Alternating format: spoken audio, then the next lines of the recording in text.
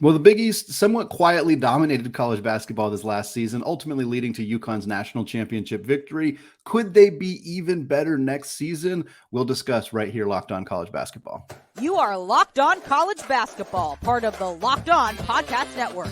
Your team every day.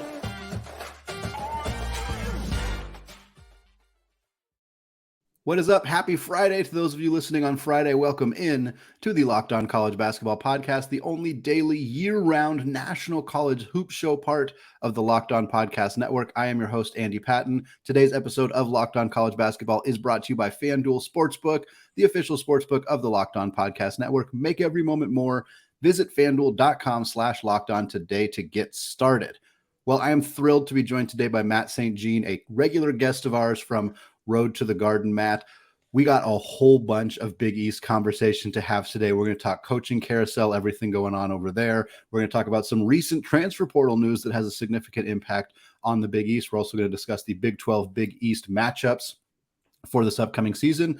But before we get into any of that, I want to start by looking back. I want to look back at this last season of the Big East and, of course, how fantastic of a year it was, how unexpected of a year it was. I think a lot of people looked at the Big East and thought, oh, it's a weird season without Villanova being good. But in fact, we had teams like Marquette rise up from nothing to be one of the best teams in college basketball. We, of course, had our national champion come out of the Big East, and we'll start with that. UConn didn't lose to anybody except Big East teams all season long. They played a challenging non-conference schedule and they boat raced everybody. Their closest game that they played, not in the Big East Conference, was a win over Oklahoma State by 10 points. They beat every team they played in the NCAA tournament by 13 or more points.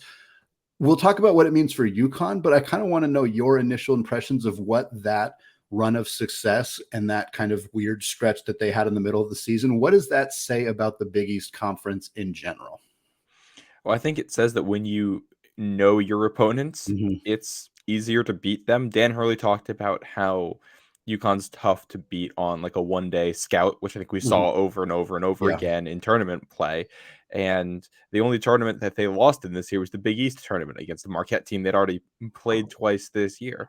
Knowing your opponent matters a lot in college basketball, especially when they're kind of as unique as UConn.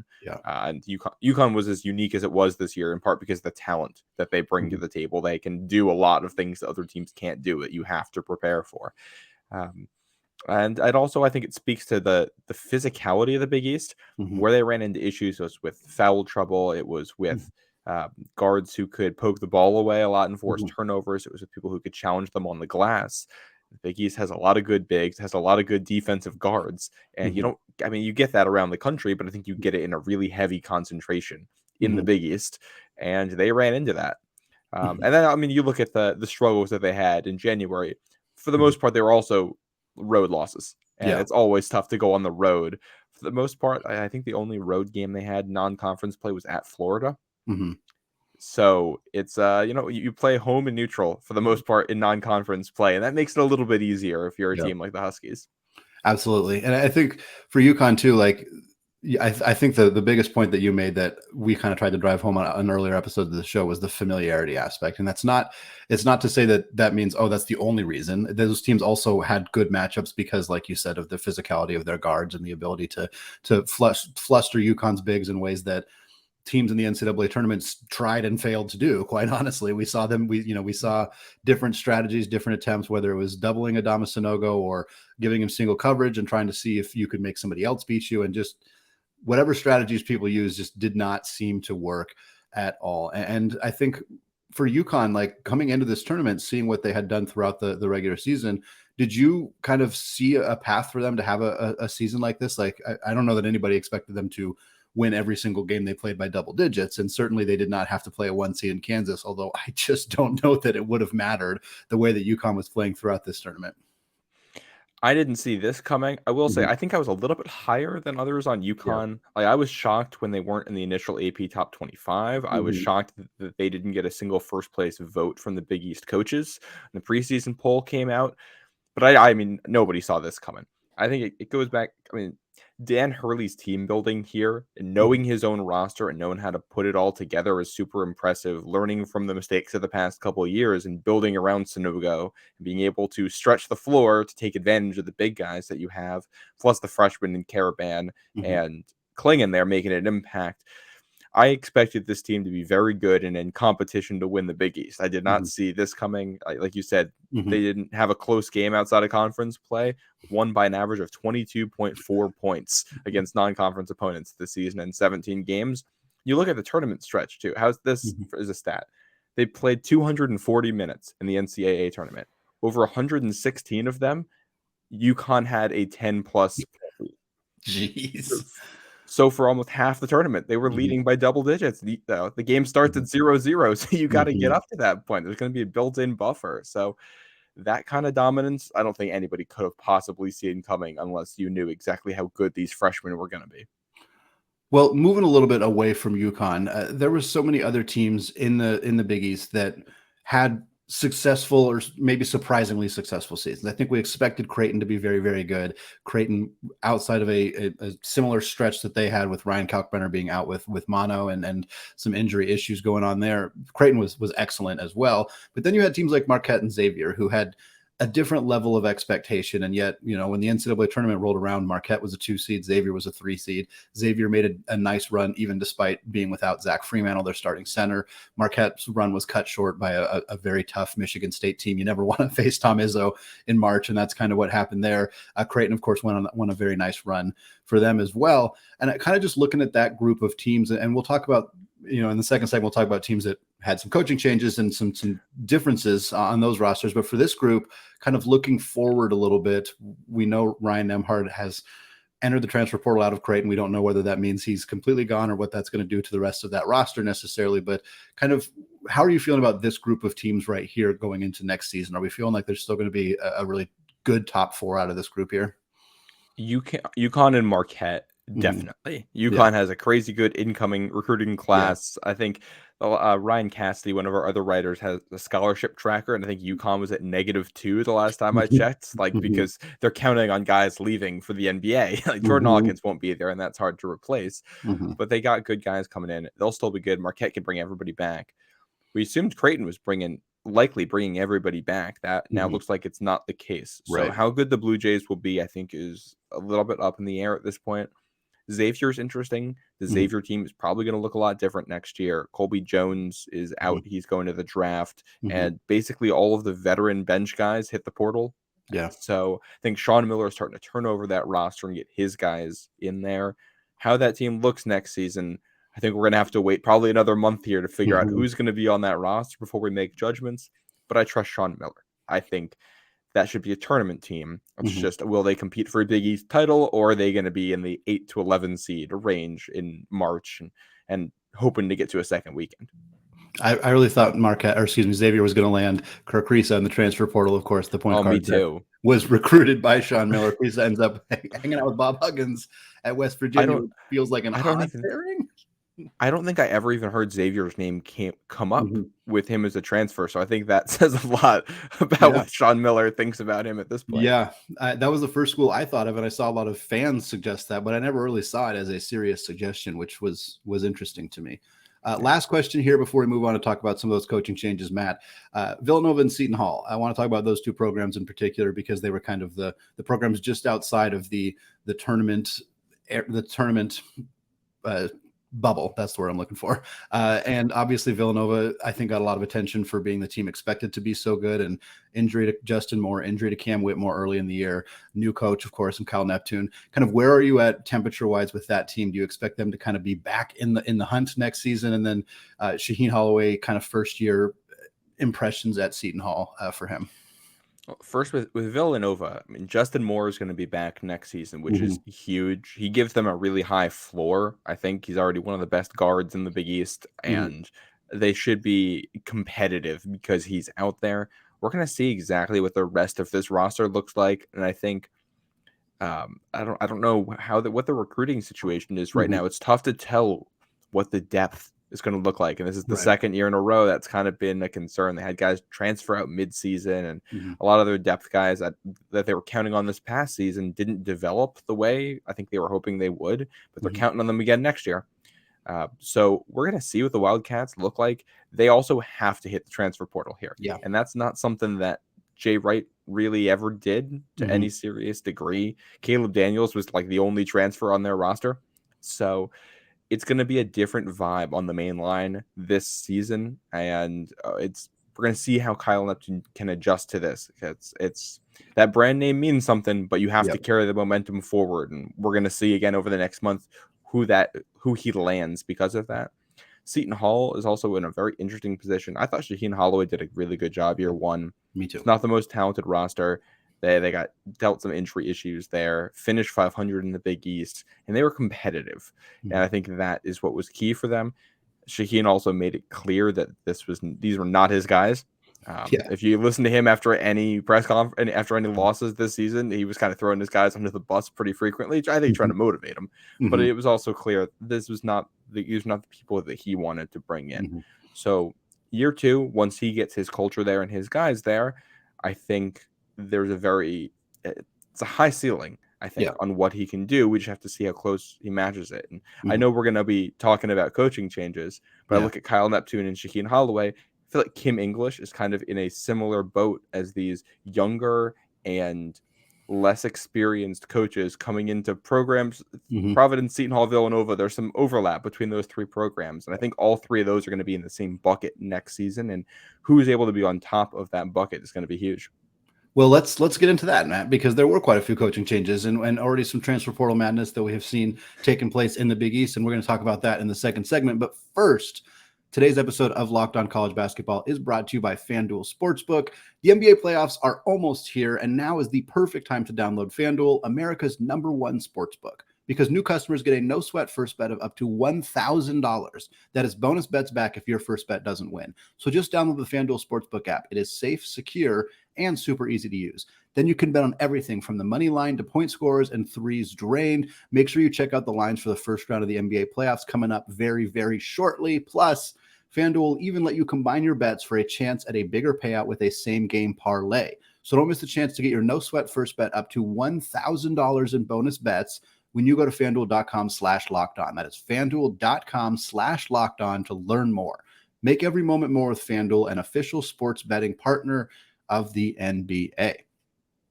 All right, Matt, promise that we're going to talk about the coaching changes because the immediate aftermath of the regular season for college basketball kind of started off a significant change in the Big East. For the first time in 40 plus years of the conference existing, we have seen a head coach move from one of the conference schools to another conference school. It is wild to me that it has never happened in the Big East. I know that there has been a lot of conversation about Ed Cooley's move from Providence to Georgetown.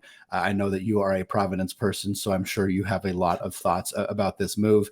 And so I want to talk about that and what it means from the Georgetown perspective first, obviously moving away from Patrick Ewing and bringing in a coach with a lot more pedigree and success. And we know that the Patrick Ewing era, while we love and respect what Patrick Ewing did for Georgetown in the 80s, it wasn't working now in the modern time. And so bringing in a coach who was almost certainly going to have more success. And then kind of we'll pivot to talk about what it means for Providence and specifically, as you kind of alluded to there, bringing in Kim English. But let's start with the Georgetown of it all and really just the reaction to Ed Cooley doing something that no coach has ever really had the stones to do previously. Well, from just the Big East perspective, you mentioned it not happening in the conference. I think a lot of it, especially when you look at the post realignment in 2013, 2014, there was this attitude of really a brotherhood between the schools that, hey, we're going out on this new thing away from everybody else, and we got to stick together on it. And I think that brotherhood's over now. I mean, the conference has been wildly successful over the last decade since we saw things split off, and it's all right. Rivalries are back on. Not that they were off, but there's another gear here now. There's another level to this, which whether or not it's good for the conference, I think that is debatable, but it will be fun. It'll bring some energy in here, and I think whether it's good for the conference is going to be based on the net of if Providence survives. Because if you just have the Providence's success moving over to Georgetown and Georgetown's failures moving over to Providence, it's a net zero, and nobody has really helped anybody. For the Georgetown angle, I mean, you're immediately a better program than you were this point 2 months ago. And that's huge. I think the issues for Georgetown beyond the on-court go to the way the program is seen within the school, within the city. The Washington Post stopped covering the team. They were fading into irrelevancy. And with Ed Cooley there, that will not be the case. He loves talking to the press. He's a very open person about stuff. He will walk around campus and talk to people in ways previous guys didn't do. He's going to bring energy. He's going to bring a relevance back. And that's huge for that program. Whether he can take it to that next level, I think, is what we have to find out. He does only have 3 NCAA tournament wins. Some people said, hey, Providence, not the best program. That's a good accomplishment there. Others have said, you got there a lot. You should have had more than 3. Right. So we'll see. I mean, he's going to have a really big talent pool available to him at Georgetown. I think this team can be very good, can be a tournament team this season, depending on how things go in the portal and who Ed Cooley can recruit to bring in.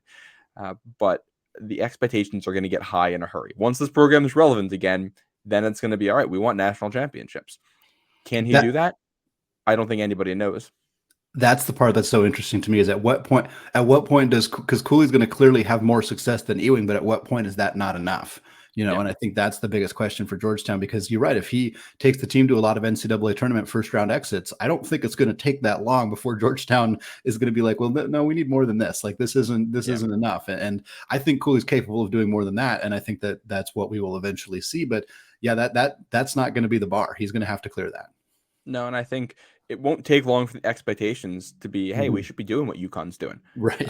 They have the talent pool there in the DMV, and Ed Cooley has shown to be a phenomenal recruiter and a second-level recruiter when you get guys in the transfer portal, too. Like, he'll get guys to come back.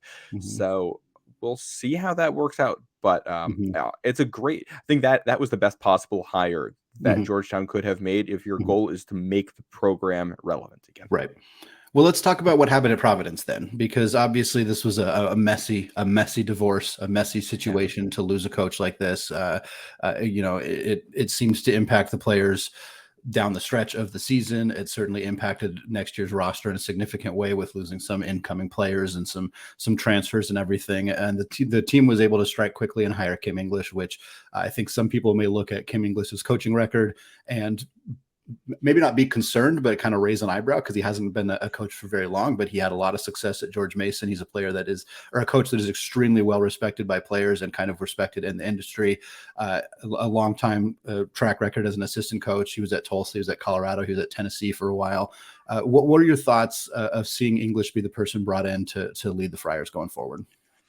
It's kind of a continuation of a lot of the things Ed Cooley did off the court when it comes to recruiting and energy and program building, with a very different on-court style. Kim English wants to push the pace. He wants to shoot a ton of threes. His first year at George Mason, they were 15th in the country in three-point attempt percentage. So that's something he's going to want to bring to the table, which is very different from what Friar fans have seen under Ed Cooley. That'll be a change. Yeah. When it comes to Kim English, the person, I think the thing that sums it up the best, Jaden Pierre, a freshman guard, entered the transfer portal. He was going to look at what his other opportunities were. And I think the next day, Kim English goes live on Instagram. I click in to see what it is, and it's him with Jaden Pierre under his arm saying, hey, I just played you one-on-one for you to come out of the portal, and I beat you, so you got to stay now. and a couple days later, Jaden Pierre pulls his name out of the portal. He's staying at Providence. You want to keep a culture going, and you want to get guys to buy in. That's the way to do it. As of right now, only one player has transferred out of Providence. That's Jared Bynum, a guy who I think a lot of Friar fans didn't know still had more eligibility. Right. So bringing in an outside hire with that little experience and essentially keeping everything intact is remarkable in and of itself. This team has talent next season, so Kim English has a nice foundation to work with here with Bryce Hopkins, Devin Carter, Jaden Pierre, Corey Floyd. We'll see what it looks like, but that's about all you could ask for as a third-year head coach stepping into a power conference for the first time. Yeah, I think the ability to bring in a coach who kind of helps limit some of the concerns that fans have because he is so charismatic and has had some success. And I think that video with Pierre, that was hilarious. I absolutely loved that. And my first thought when you were telling that story was looking at the rest of my notes and what we're going to talk about next, which is Rick Pitino, and thinking, well, I don't know that that he would he not playing into the one-on-one. Yeah, I don't think Rick Pitino could play any of his players and keep them around. Kim English, though, former NBA player, younger. I think he's like 34, 35, something like that. It was a second round pick to the Pistons back in 2012. So right. he's playing college basketball when Ed Cooley was at Providence. That's how young he is. Yeah, that is a significant difference. It'll be fun to see how that works out at Providence. But we got to talk about Pitino. We got to talk about him going back to Queens, going to St. John's, back in the Big East. It feels like he can never fully quit it. He's still here, still coaching. St. John's obviously has had a ton of players enter the transfer portal. Pitino basically came in and said, I don't want most of this, so let's just move this along. Let's bring some new guys in. I actually don't know off the top of my head if he's officially landed any players from Iona, but I believe that there were some guys who are going to potentially follow him there regardless. We talked about how quickly Cooley might turn around Georgetown. What's your temperature on how quickly Pitino might be able to turn around a St. John's team as well? He's done it everywhere he's been. Yeah. And St. John's, for all the issues St. John's has had over the last decade here, getting talent hasn't really been one of them. Mm-hmm. They've gotten good players to come through that program. It's just kind of been a continuous discipline and culture issue there. That's not going to be the case anymore. They're not going to have that. If they get the same caliber of players and they don't have the discipline stuff, this should be a top 25 team this season. If they get the right guys on the floor. Pitino is a fantastic coach. I don't know about long-term, but short-term, this makes St. John's a very competitive team, puts New York City basketball kind of back on the map for them. I think that was a notable thing coming into the season was that, they had the opportunity, they play at Barclays in a tournament and they play all these games at MSG and they can kind of say, we're New York's team. Instead, they lose a lot of those games, and you've got Rutgers coming into MSG for a game, selling out basically when St. John's wouldn't fill the building, and you'd have visiting fans. I think that was something that the president, Father Shanley, over there took a little bit personally, and changes were needed. Pitino is the quick fix. It'll work. For how long, I don't know, but that'll be a good team.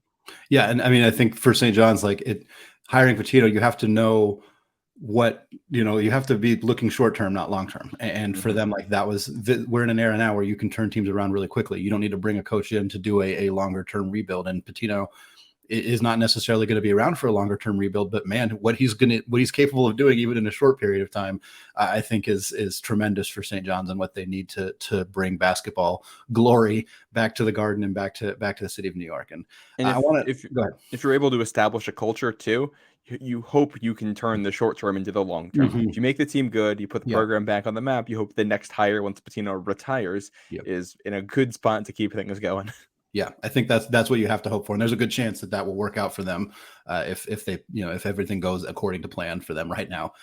I want to close out this segment talking about a not coaching change, and we're going to talk about Ryan Nembhard. We kind of mentioned him already earlier. Obviously, there have been a significant amount of players from the Big East who have entered the transfer portal, many of them from St. John's, many of them from Georgetown, which is what you would expect. You mentioned Jared Bynum from Providence as well. But I think the biggest name right now from the Big East is Ryan Nembhard. It was a surprise announcement on Thursday, at least a surprise to me and many other people covering the game. I had kind of expected Creighton to keep their mostly nucleus together, which is why I had them as a top 6 team for the way too early predictions for next season. Nembhard enters the portal. There's already a lot of conversation about Arizona's connection here. Of course, Tommy Lloyd recruited Andrew Nembhard to come to Gonzaga. There's still conversation about whether Gonzaga could land Ryan Nembhard as well. They have some guard issues, and certainly it worked last time they added somebody from this family to their team. But also Creighton is trying to keep him. So I think there's kind of a lot of different things going on here. Were you surprised to see Ryan Nembhard enter the portal? And how does it make you a little bit more anxious about what Creighton might look like next year? Oh, definitely. Because Ryan Nembhard he could have been first team all Big East. He's that kind of guy. He was important for them. He was a very clutch scorer for them too. I go back to the game they lost at Providence. Nembhard was basically the entire reason why they forced overtime in that game. So as a young guy with that talent, it's the type of guy you can build a program around. Right. And the fact that he's not there, I think, is going to be, assuming he doesn't come back and they don't pull him back out of this portal. That's a tough blow for Greg McDermott. As this is a group that could compete for a national championship next year. If you keep the starting five intact and add some bench guys, that's a very good team. Now there's a little bit more uncertainty than I think anyone would have expected. And that's also, I think we're awaiting decisions on other guys. Yeah. I think also Andrew Slater, I think had said there's rumors that he might not be the only Creighton guy that goes into the portal, that there's other people who are poking around there. So a lot of question marks there. And with Greg McDermott as a coach, he's been a fantastic coach. I don't think anybody expected this under him. Yeah, that's very true. Very true. Well, Matt, the Big 12 Big East Challenge, the schedule's been revealed, and we're going to close out the show taking a look at those matchups coming up right after this. All right, Matt, segment 3, closing out the show, Big 12 Big East, November 30th through December 5th. There's a whole bunch of outstanding, electric basketball games. And we're not going to do a full preview of these games yet because, as you just alluded to with Creighton, we don't know what any of these rosters are going to look like. We just don't know exactly how these matchups are going to shake out. But there are some really dang fun ones that we know are going to be fun regardless of exactly what those rosters are going to look like. We got the Shaka Smart battle, Texas at Marquette. That one's on December 5th. UConn at Kansas on December 1st. That's insanely fun. St. John's at West Virginia, Rick Pitino versus Bob Huggins. Sign me the heck up for that. That's going to be super fun as well. I mean, going forward, Villanova at Kansas State, Seton Hall at Baylor, like basically every single one of these matchups feels like there's a lot of kind of fun, unique elements to them. And I kind of want to just talk a little bit more broadly about some of these matchups that stand out to you and ones that maybe you're particularly excited about. Is there anyone that in particular, maybe one that I mentioned there that stands out to you? Well, I'll go with one you didn't mention, and that's Houston at Xavier. Yes, that's a great one. You get Kelvin Sampson and Sean Miller, which should be fantastic. Obviously, we know what Houston does on defense. We saw Xavier's offense this past season, but Sean Miller has also historically been a very good defensive coach. Yeah. So I think this becomes a very intriguing matchup. Houston now in the Big East Big 12 battle too. Now that school is stepping into that. And this could have been an NCAA tournament game too, depending on how the bracket broke. We weren't that far off from it. I'm excited for them. Excited for UConn, Kansas. I like Villanova at Kansas State. I think that's a really good test for Kyle Neptune and what this program is going to look like in year 2. Providence at Oklahoma too. Kim English's first road test, likely his first road test, depending on what the rest of the schedule looks like. That'll be huge. Really, I mean, it's all of these games. Every one of them, I think, is going to have something to it. Once we figure out rosters, we'll know a little bit more. But like Creighton, Oklahoma State, that's intriguing. I like that.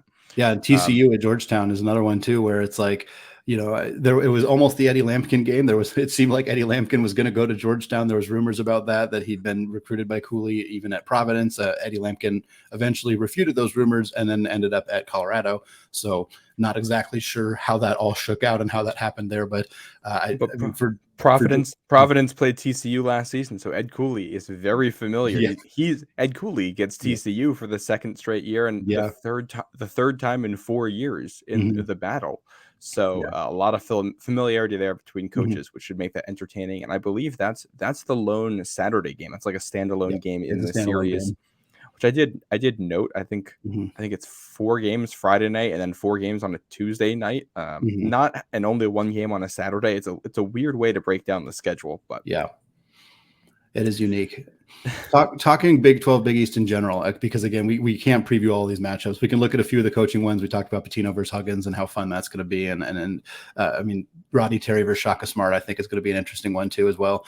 Still learning a little bit more about Roddy Terry and what that Texas team is going to look like when he gets some more of his guys in and some of those older guys end up kind of flushing out of the program. But if they return Dylan DeSue and if they return some of those guards, I think they're going to be a really dangerous team. And Marquette has the potential to return everybody, which is why they were my preseason number 1 team. So that's a matchup that really stands out to me, especially with the job that Shaka Smart has done. And they get to host Texas, go into Marquette to play that one. I think is going to be really fun.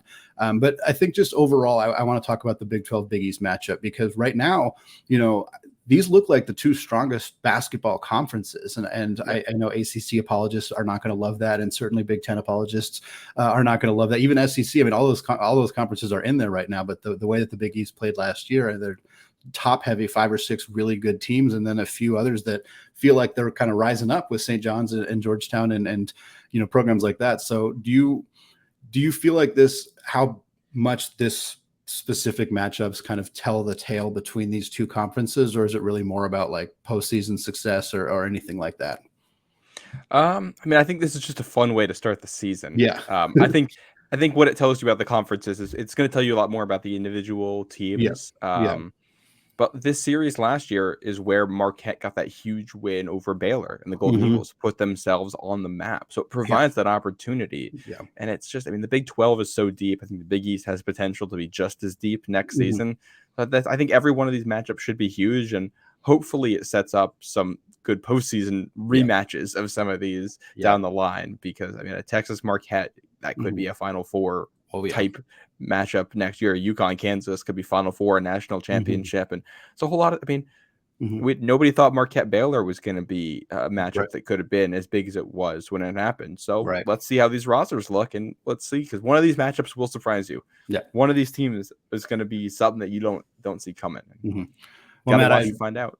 I envision a day in late November coming up where you and I are going to preview these matchups and have a much clearer picture of what the teams are going to look like, and it's going to be a lot of fun. But for now, thank you so much for joining the show today to take a look at some early offseason conversation for the Big East and kind of recap what was an incredible season for UConn. We'll have so much more coming this offseason talking about the Big East and every other major basketball conference as we look towards the transfer portal and NBA draft announcements and any more coaching changes that might happen.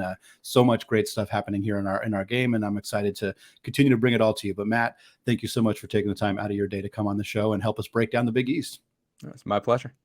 All right, that is going to do it for us today. Check us out on YouTube. Hit that subscribe button if you haven't done so yet. You can follow us on Twitter. We got our Twitter accounts below if you're watching on YouTube already. You can also find the show wherever you get podcasts. Again, thank you so much for listening. Happy weekend and peace out.